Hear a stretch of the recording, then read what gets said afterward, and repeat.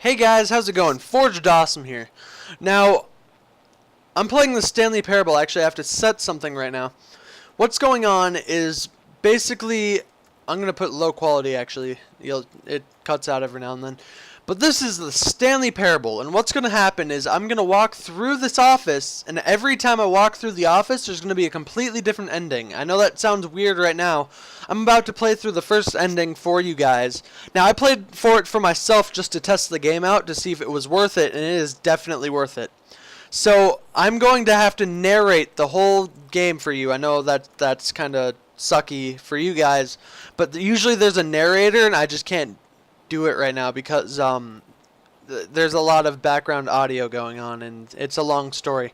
But anyways, so for this episode I will narrate every moment of the game and also have my own narrations, but later it'll be different. By the way, say hi to my friend Puff over there.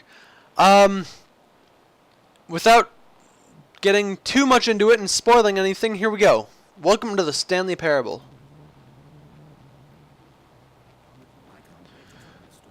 Co-workers, Stanley thought. How amusing they'd find it. Oh, we'll just laugh and laugh at time I've had gone missing. Okay, so basically I think everyone's gone missing. Sorry, I gotta do something kind of important here. Alright, so I'm gonna follow the directions it tells me to in the game, which I know them already. I know, like I said, I'm going to have to rush through this. I'm extremely sorry. When Stanley came to a set of 2 doors, he entered his door on the left. So I'm going to go on the door on the left. Look at that artwork. It's beautiful. Look at this one. Oh my gosh. That is amazing. Here we go. Yet there was not a single person here either. Feeling a wave of disbelief, Stanley decided to go up to his boss's office, hoping he might find an answer there. How to solve a dispute with a coworker. Let it ball up inside of you, take it out passive-aggressively on other coworkers, and resent your coworkers. That's awesome. I like that. Broom closet. No, thank you. Let's go. I believe I go upstairs. Coming to a staircase, Stanley walked upstairs to his boss's office. Okay. Da-da-da-da. And the narrator does a fantastic job. I'm sorry I can't do him for this round. Probably next episode you'll get the narrator. I'm just going to do it on my own for this time around. The moment he entered the manager's office, Stanley froze in his tracks. Not a living soul anywhere. Could he really be alone? This was too much for Stanley to take. Too much for any man to take. He fell to his knees, bursting into half moans, half sobs. His guttural retching of life from a man denied of any hope, any reason to keep going. Here on the floor he lay prone, paralyzed by fear for nearly a full hour. I'm not sitting here for an hour. But when at last he began to move the survey, he noticed a keypad behind the boss's desk. What could it mean? Was this a sign of hope for Stanley's future? Alas, it was not. For although the keypad is guarded by a terrible secret of Stanley's past, it had been assigned a 4-digit code so devious and so random that no man could ever hope to guess it. 2845. Statistically nearly impossible to guess, yet incredibly by some pushing random buttons on the keypad, Stanley happened to input the correct code, all by sheer luck. He stepped into the newly opened passageway and went down the elevator. So I'm going to go down the elevator. Now, I'm going to do the first ending, and the first ending is the only one I've seen. I have no idea what to expect from here. I'm going to sit through the loading menu. But you guys are in for a treat from what I'm expecting. You'll see the first menu, and I will do the best I can to narrate like I've been. And we will see. Stanley walked straight ahead through the large door that read Mind Control Facility. I assume that's that giant one right there. Press the button! Yeah! Holy crap! The light rose on an enormous room packed with television screens. What horrible secret did this place hold? Stanley thought to himself. Did he have the strength to find out?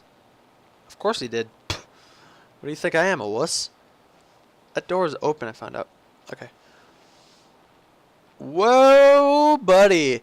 Now the monitors jumped to life, their true nature revealed.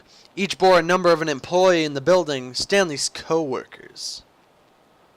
By the way, I know which one my office is. I can't find it right now off of my look, but I know where it is, which is kind of... Their lives of many individuals... Okay, sorry about that. Screwed that one up. But yeah, my office is somewhere in here. I just can't think of where... Oh, it's right... Okay, I give up. Anyways, let's take the elevator up. This mind control facility, it was too horrible to believe. It couldn't be true. Had Stanley really been under some control all this time? Was this the only reason he was happy with his boring job? That his emotions had been manipulated to accept it blindly? No, he refused to believe it. He couldn't accept it. His own life in someone else's control? Never.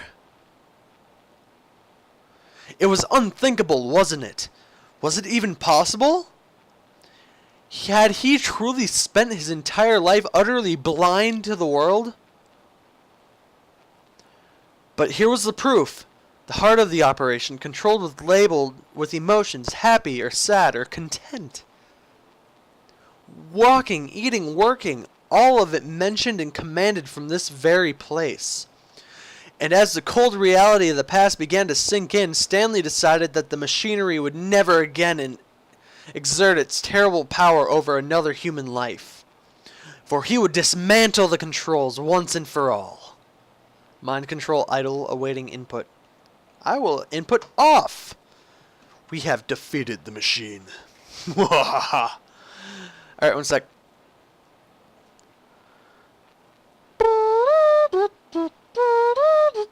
Okay, we are in a dark room. Here we go. Blackness. A rising chill from uncertainty. Was it over?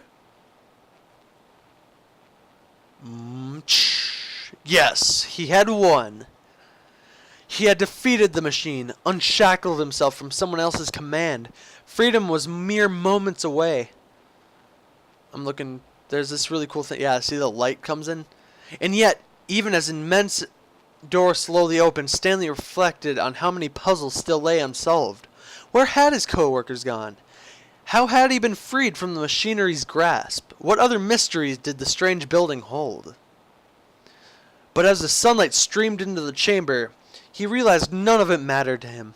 For it was not knowledge or even power that he had been seeking, but happiness. Perhaps his goal had not been to understand, but to let go. No longer would anyone tell him where to go, what to do, or how to feel. Whatever life he lives, it will be his. And that was all he needed to know. It was, perhaps, the only thing worth knowing. Stanley stepped through the open door. Now, I hope I don't have to... I will narrate... Oh, my bad. Stanley felt the cool breeze upon his skin, the feeling of liberation, the immense possibility of the new path before him. This was exactly the way, right now, that things were meant to happen. And Stanley was happy. Now, like I was saying, I hope I can let the narrator of the true game narrate the next parts of this game. If I can't, I'm extremely sorry. I will do it myself as I have been. I hope I did too good. I didn't do too bad. I feel like I did good. I didn't stutter too much and things went well. Anyways, that was the end of part 1 of the Stanley Parable. Yeah, that's right, part 1. There are going to be multiple parts, each one of a different ending, and it's going to be really awesome and dramatic and cool. And I hope you guys enjoyed this part. It was really fun in my opinion. I thought this was really cool. But that being said, I hope you guys enjoyed the